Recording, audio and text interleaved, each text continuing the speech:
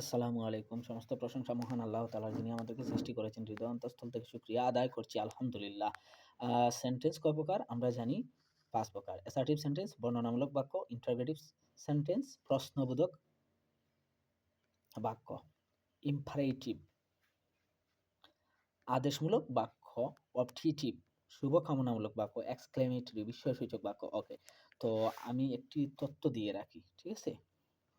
একটি তথ্য দিয়ে রাখি, বাংলাদেশের টিচার বা শিক্ষকগণ বা অন্যান্য গ্রামার বইগুলাতে আমরা সেন্টেন্স ৫ প্রকার শিখি। কিন্তু ব্রিটিশ এবং আমেরিকান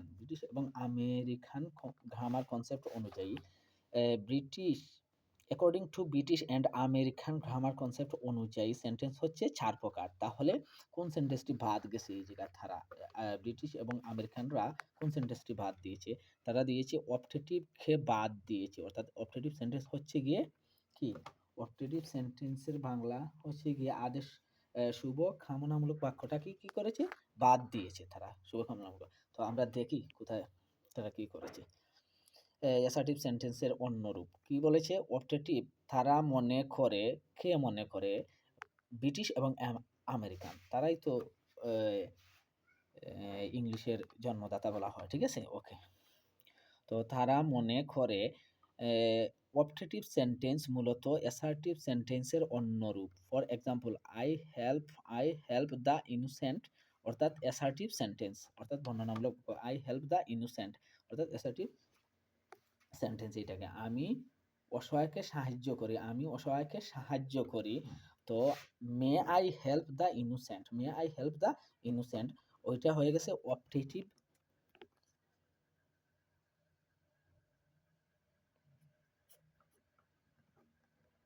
অপটেটিভ সেন্টেন্স। মে শুধু আমি অ্যাসার্টিভ সেন্টেন্সে শুরুতে মেই ব্যবহার করে আমি কি করলাম? অপটেটিভ সেন্টেন্সে রূপান্তরিত করে দিয়েছি। তারা বলেই দিয়েছে যে তারা মনে করে অ্যাসার্টিভ সেন্টেন্সের অন্য রূপ। অপটেটিভ সেন্টেন্স মূলত অ্যাসার্টিভ সেন্টেন্সের অন্য রূপ। তাই তো আমরা এর আগে জেনে আসছিলাম যে মেই, লং এগুলা কি থাকবে দেখলে আমরা সেন্টেন্সে এটাকে অপটেটিভ সেন্টেন্স বলবো, অর্থাৎ শুভ কামনামূলক বাক্য মনে করবো। ওকে, থ্যাংক ইউ। তো আমরা কি করবো? ওকে। তো আজকে শুধু আমরা অ্যাসার্টিভ সেন্টেন্স সেটা নিয়ে আলোচনা করব, এগুলার স্ট্রাকচার কি আছে। ওকে। তো অ্যাসার্টিভ সেন্টেন্স বর্ণনামূলক বাক্য। অ্যাসার্টিভ সেন্টেন্সের কয়টি স্ট্রাকচার আছে? স্ট্রাকচার 1 এবং স্ট্রাকচার 2। স্ট্রাকচার 1 এ কি বলা হয়েছে আমরা দেখি। সাবজেক্ট থাকবে, তারপরে ভার্ব থাকবে, আমরা যেটাকে বলে অবজেক্ট অথবা এক্সটেনশন থাকবে। ঠিক আছে? অবজেক্ট এবং এক্সটেনশন হচ্ছে গিয়ে বাড়তি অংশ।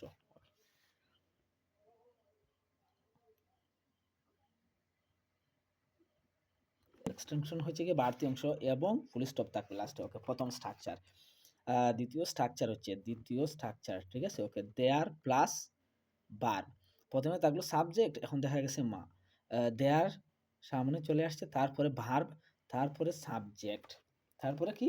সাবজেক্ট থাকবে দ্বিতীয় স্ট্রাকচারে। ওকে। তারপরে যেটা হচ্ছে সাবজেক্ট যে হবে, সে হতে হবে নাউন অথবা নাউন ফ্রেজ। সাবজেক্ট যে ওয়ার্ড হবে, সে হতে হবে নাউন অথবা নাউন ফ্রেজ। ওকে। তারপরে হবে এক্সটেনশন, ফুল স্টপ লাস্টে। ওকে, এক্সটেনশন হচ্ছে বাড়তি অংশ। এক্সটেনশনের ভিতরে অবজেক্ট থাকবে, এক্সটেনশনের ভিতরে অবজেক্ট থাকবে। তো আমরা এখন একটু আলোচনা করব।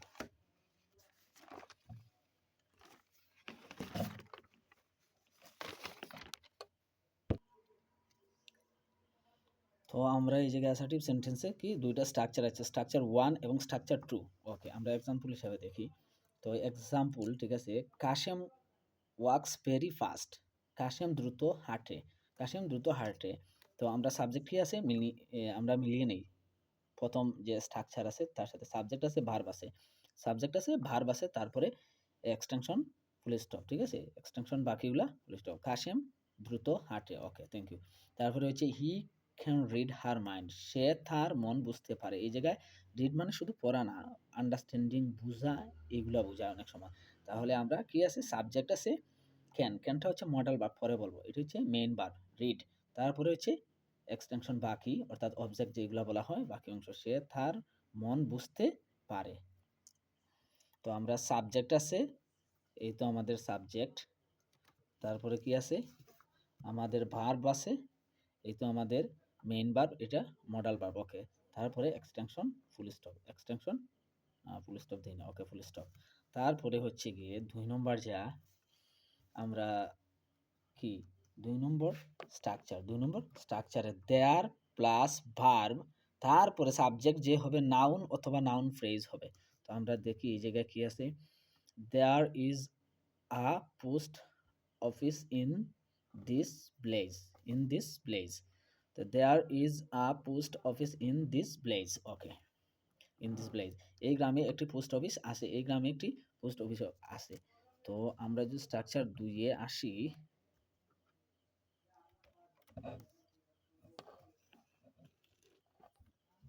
স্ট্রাকচার 2 এ আসি, তাহলে কি আছে, আচ্ছা কি হবে, প্রথমে দেয়ার প্লাস ভার্ব থাকবে। ওকে, আমরা দেখুন দেয়ার কি আছে, ভার্ব আছে, ইজ ভার্ব আছে, আ পোস্ট অফিস, আ পোস্ট অফিস। সাবজেক্ট যে হবে সে হতে হবে নাউন অথবা নাউন ফ্রেজ, সাবজেক্ট যে হবে সে নাউন অথবা নাউন ফ্রেজ হতে হবে। তাহলে এটা হচ্ছে কি পোস্ট, কি পোস্ট অফিস, কি এটা নাউন ফ্রেজ, এটা সাবজেক্ট হচ্ছে নাউন ফ্রেজ। এই যে পোস্ট পোস্ট অফিস সম্পূর্ণ হচ্ছে গিয়ে কি আমাদের সাবজেক্ট। ওকে, তাহলে আমরা এই গ্রামে একটি পোস্ট অফিস আছে, দেয়ার আমরা পেয়ে গেলাম ভার্ব, এই যে আমাদের ভার্ব, ঠিক আছে। তারপরে সাবজেক্ট আছে, সাবজেক্টে কি হবে পোস্ট অফিস। আমি নাউন ফ্রেজটা পরবর্তীতে বুঝাচ্ছি।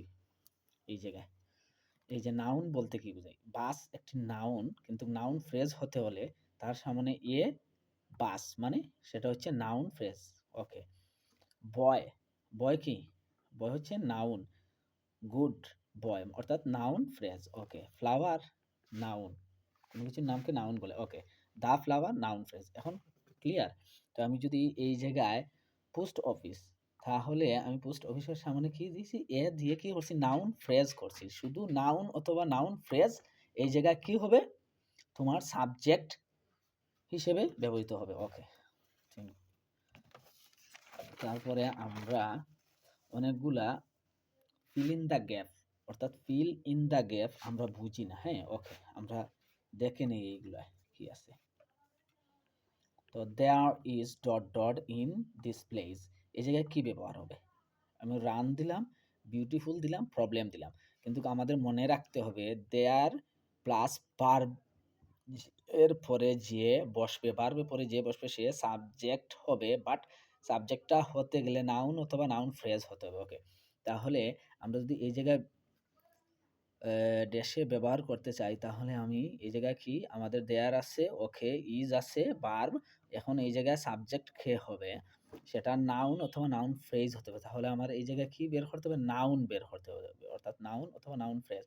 তাহলে রান ভার্ব, তারপরে বিউটিফুল সুন্দর, অর্থাৎ অ্যাডজেক্টিভ, অর্থাৎ অ্যাডজেক্টিভ, এটা অ্যাডজেক্টিভ এর দিয়ে রাখতেছি, অ্যাডজেক্টিভ ভার্ব, শুধু বি ভার্ব, ঠিক আছে। ওকে, এটা প্রবলেম, প্রবলেম মানে কি, প্রবলেম একটা কি হচ্ছে এই জায়গায়, প্রবলেম মানে নাউন, ঠিক আছে। ওকে, তাহলে সেটা হবে, অর্থাৎ a problem, there is a, there is a problem in this place. Okay, তারপরে হচ্ছে গিয়ে আরেকটি this, there there dash dash many poet live in our building, live in our building, অর্থাৎ there there dash many poets live in our building. অনেক, এখন আমি এই জায়গায় কি দিলাম, ইজ এবং আর দিলাম, এই ড্যাশে কি ব্যবহার হবে এটা দেখার বিষয়। তাহলে আমাদের কি বলে, আমাদের রুলস বলে, স্ট্রাকচার বলে যে দেয়ার পরে যে ভার্ব হবে এই জায়গায় কি হবে, ভার্ব হবে, তারপরে আমরা ভার্বটা কি ব্যবহার করব, ইজ ব্যবহার করব না আর ব্যবহার করব। এখন দেয়ার ইজ বলছিলাম আগে, যে ভার্ব দেয়ার পরে ভার্ব হবে, ভার্ব কি হবে এই জায়গায়, আর হবে, ভার্বটা আর হবে, কেন হবে, দেয়ার আর মেনি পোয়েটস, অর্থাৎ আমি যে সাবজেক্ট ব্যবহার করেছি এই জায়গায়, সাবজেক্টটা হচ্ছে গিয়ে প্লুরাল, ঠিক আছে, অর্থাৎ অনেক, মেনি পয়েন্টস অর্থাৎ অনেক কবি বসবাস করে আমাদের বিল্ডিংয়ে। তো মেনি সামনে আর হবে, এই জায়গায় কি হবে, আর হবে, এই যে আর হবে। ওকে, ওই যে আমরা বলে থাকি যে বেসিক, এটাই হচ্ছে বেসিক। যারা ভালো করে বুঝবে তারা এই ফিল ইন দ্য গ্যাপগুলা ফিল আপ করতে পারবে। তারপরে there dot dot a poet live in our building. Okay, same দিছি, কিন্তু এই জায়গায় কি ব্যবহার হবে এখন, এখন আর এই জায়গায় বার কি আছে, সাবজেক্ট আমাদের কি সিঙ্গুলার, তাহলে আমাদের কি নিতে হবে, সিঙ্গুলার ভার্ব নিতে হবে। তাহলে দেয়ার ইজ আ পোয়েট, এখন শুধু একজন কবি আমাদের বিল্ডিংয়ে কি করেন, বসবাস করেন। Okay, thank you. তারপরে যেটা হচ্ছে there is dot dot in us, there is dot dot in us. Okay, তাহলে আমি এই জায়গায় কি ব্যবহার হবো, ফিল ইন দ্য গ্যাপে দেয়ারের পরে কি ইজ ব্যবহার করবো না দেয়ার ইজ এই জায়গায় যে ব্যবহার হবে সেটা আমার মনে রাখতে হবে যে সাবজেক্ট হবে, কিন্তু সাবজেক্ট হতে হলে তাকে নাউন অথবা নাউন ফ্রেজ হবে। তাহলে এটা হ্যাপি, এটা কি, হ্যাপি হচ্ছে অ্যাডজেক্টিভ,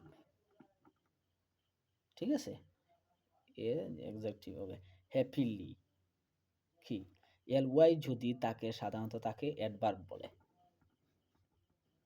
অ্যাডভার্ব বলে, মনে রাখতে হবে। আর হ্যাপিনেস অর্থাৎ নেস যেটা থাকবে সেগুলো হবে কি, নাউন হবে, মনে রাখতে হবে। নাউন অর্থাৎ আমরা সাফিক্স প্রিফিক্স পড়ছি না, সেইগুলা মনে রাখতে হবে। তাহলে এই জায়গায় ব্যবহার করতে there is happiness in us, there is happiness in us. Thank you.